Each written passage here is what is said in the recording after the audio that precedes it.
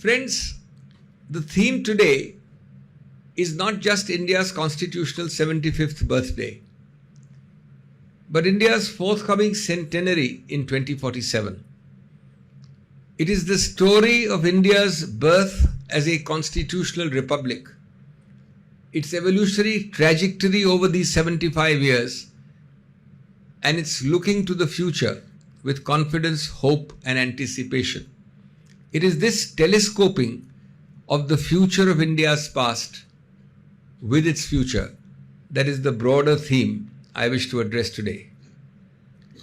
No doubt the Indian Constitution is a vital and foundational part of this journey. Hence, this sacred book finds focus, of course, in the title today.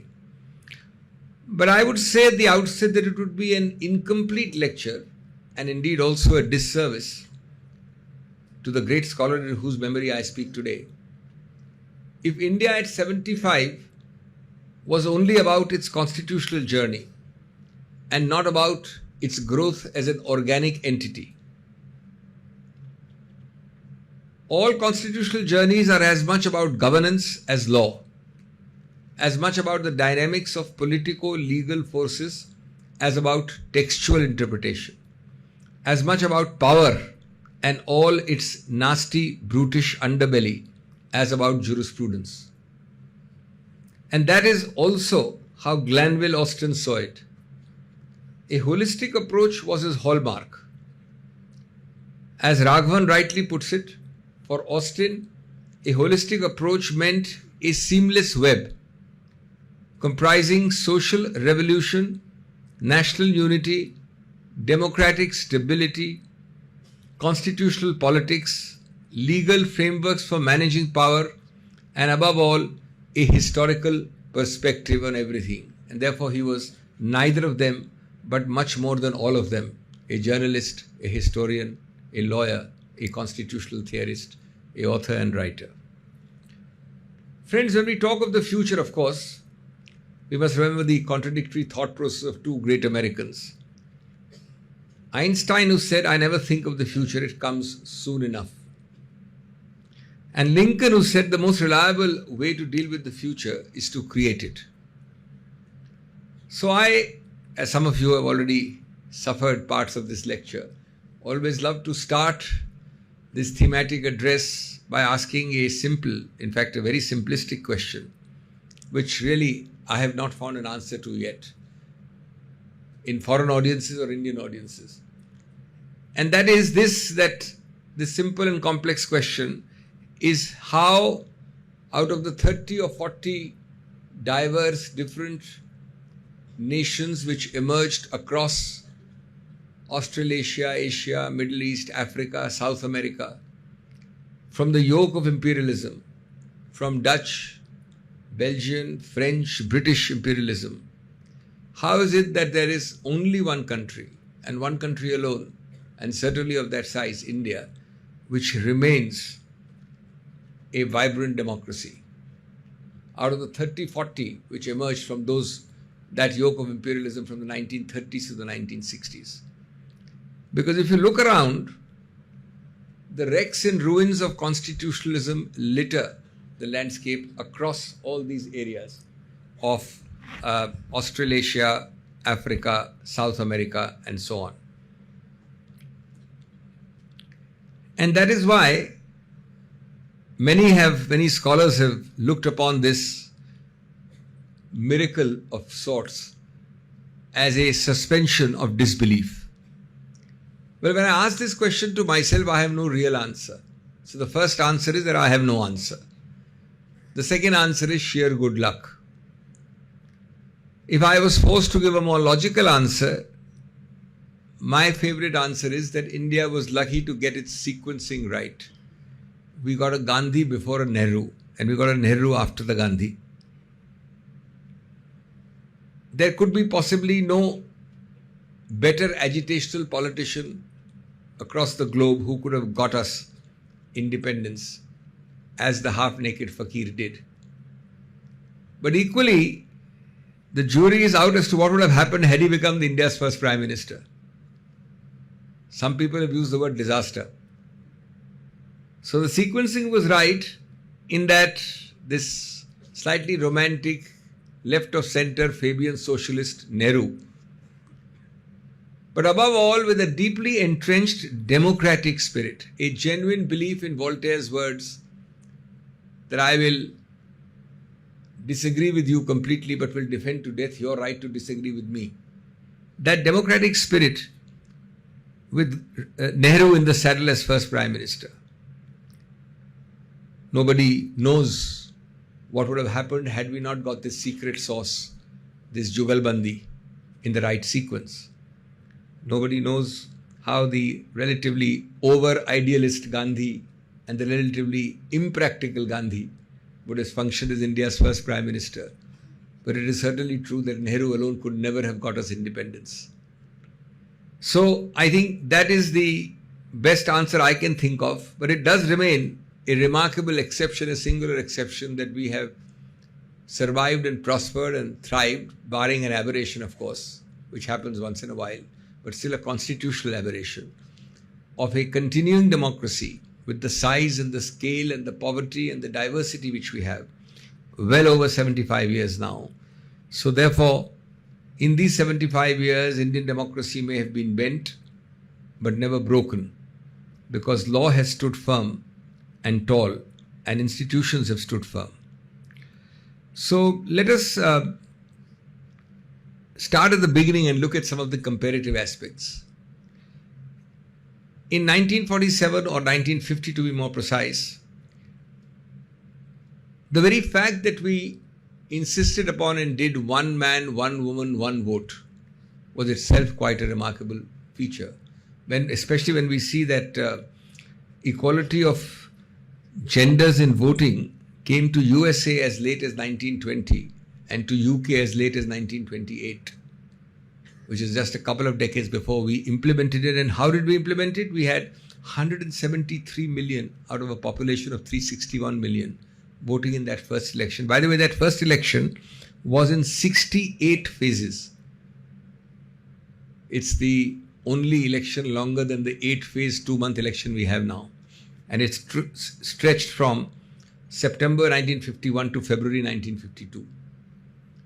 This figure in comparison in 2024 was 642 million voting in a population of 1400 million, and of the 642, 312 million were women. So this festival of democracy, this continuing thriving democracy as the sole exception of all those countries which emerged from the yoke of imperialism, has been quite a remarkable quantitative statistical achievement. The literacy rate, a pitiable 80% in 1951, has, in a outdated census, above 75%, but really now beyond 85%, because we haven't had an updated census recently. So it's hovering somewhere around 85%. Some communities, some groups have 90% female literacy and 99% male literacy. But overall, it's about 85%. Our per capita is, on a dated basis, in 23-24, about 2.1 lakh rupees per annum, as against 274 rupees in 1952-53.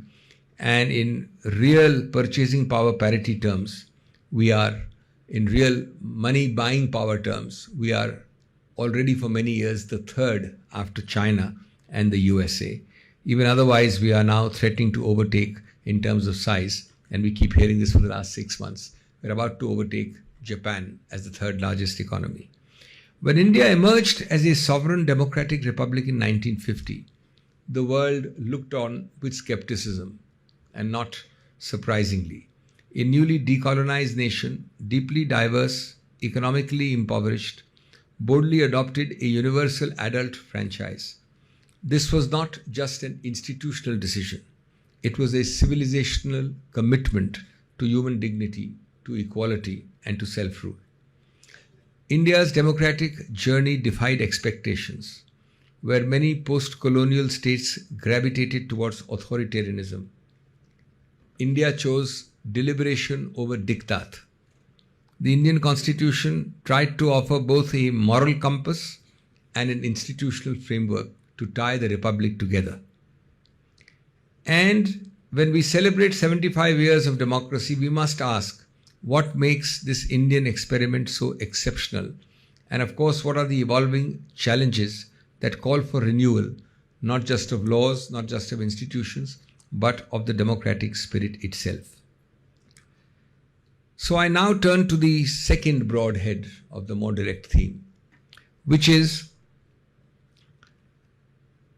to underline and recognize briefly, very briefly, the institutional and the non-institutional pillars of Indian democracy, which have stood firm in this journey. Remember, institutions are not brick and mortar ones. They are habits of fairness. They are issues of courage and constitutional fidelity, ultimately. And in many ways, the non-institutional pillars are even more important than the institutional pillars. The three most important non-institutional pillars are the ones which are related closely and cross-fertilize each other. Two mentioned in the constitutional text and one not mentioned. On that third one not mentioned, I am giving a back-to-back lecture only on that one word, federalism, tomorrow. So I will not take too much time today. But the three which cross-fertilize each other, which are linked directly as the most fundamental pillars, non-institutional pillars of Indian democracy, are firstly secularism, secondly fraternity, and thirdly federalism. Secularism, irrespective of the many debates about it, the very fact that India is planet Earth's most diverse spot. You can use any word you like, salad bowl or melting pot, none of those do justice to the fact that planet Earth's most diverse spot is India. And the diversity of smell, sound, ritual, dress, religion, habit, speech, language, whatever, is just so bewildering. To take one example of linguistic, which I'll be dealing with federalism in tomorrow's lecture, because this linguistic federalism is a major issue in India now. There are 22 languages the Constitution recognizes, which actually hides many, many more languages. 700 mother tongues, 2,000 dialects. We are the birthplace of 4 religions and the second and third largest population of many more in the world. As I always say, it's a word which has been much abused, much distorted, much misunderstood, but possibly the best explanation, if not definition, which I found is Professor Bhargav's description by asking the question and applying Lincolnian test to secularism. Lincoln said, of the people, by the people, for the people.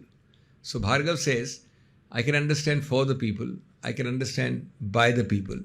I don't understand why Lincoln said of the people. And then he says, of the people is supposed to signify a sense of belonging, of co-ownership, of each component of the Republic, each citizen, each human being who can claim a share of that Republic as a co-owner. And this brings in the heart of secularism, of belonging, of pluralism, of inclusiveness, which celebrates diversity. With, of course, the second word, fraternity, a much underutilized, underemphasized, underspoken word. But that is supposed to be the heart of constitutionalism. And though it's a very old word from the French Revolution and through the US Constitution, it is the one word which needs more celebration in theory and in law schools, and even much more in actual practice. Because a lot of the ills of the world are really by not practicing and understanding that cross-fertilizing word, fraternity. Federalism is a fascinating story, and certainly not my time to speak separately on it. But why it's remarkable and fascinating for a start is that it's the only word you don't find in the world's largest or third or fourth largest constitution. I don't know, it may be fourth. At the time when it came, Indian constitution was the largest in the world. And in the entire longest constitution of the world, you don't find the word federal. If you Google the Indian constitution, you'll find a lot of the word federal. But all those words federals are about the predecessor of the Supreme Court, the federal court. There is no federalism, not only in the preamble, but in the text alone. And something which has no mention in the preamble or the text has become, from way back in the 90s, in fact even from Keshwananda, a part of the basic structure. Because this is another celebration of diversity.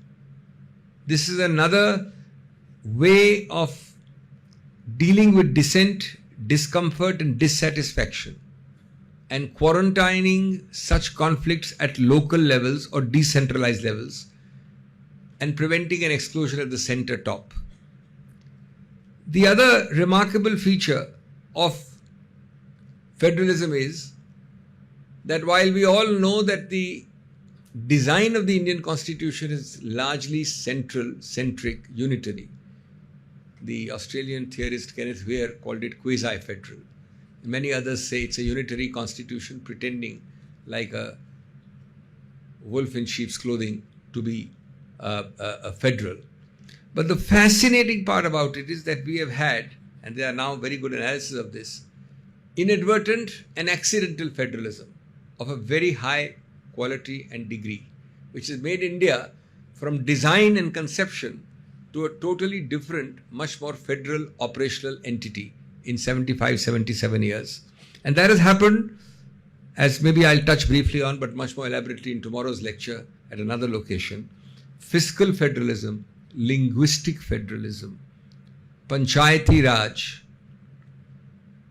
the very active and prompt judicial review after the 20th century in this current millennium, unlike the previous century, which has virtually reduced 356 to an aberration and an exception. There were 100 uses of 356 prior to 2000, and there are about 15 or 20 after 2000. And of those 15 and 20, I've had the privilege of appearing in almost 80% cases. They've all been struck down. So people are very hesitant to use 356, which is the biggest antidote to federalism, because you can take over a state government. So fiscal federalism devolutions now, for example, when we started were below 30%. It's now going to touch 45% of devolution of funds by whatever name called, grants, funds, cesses, blah, blah.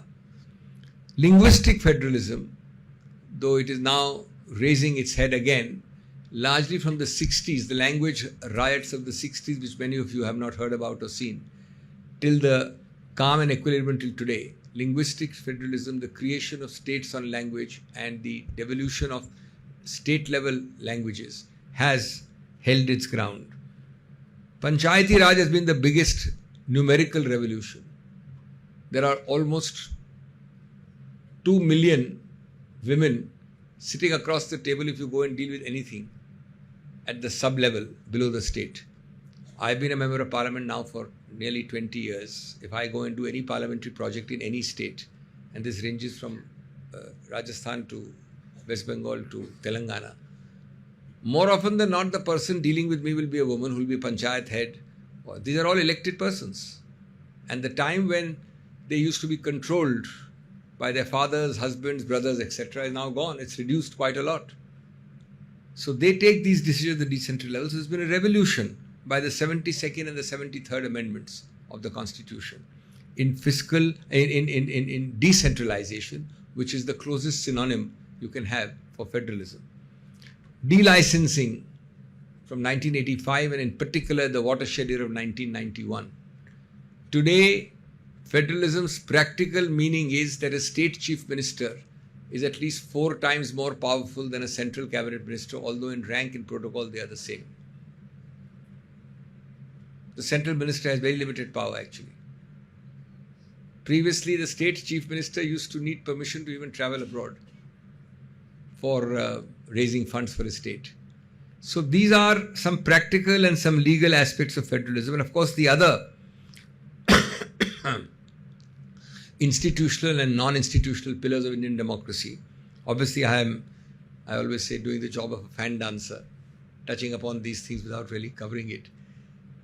Each of them are vital pillars. The CAG, the Election Commission, above all, parliamentary democracy, the temple of democracy, parliament, and the Parda Nashin lady we have here, army. so long as it remains Pardanashi, India is a safe democracy. So you have all of these comprising and making our survival, promotion, growth and thriving of democracy over these years, despite seeing the wrecks and ruins of constitutionalism across the whole South Asian landscape and Africa and South America.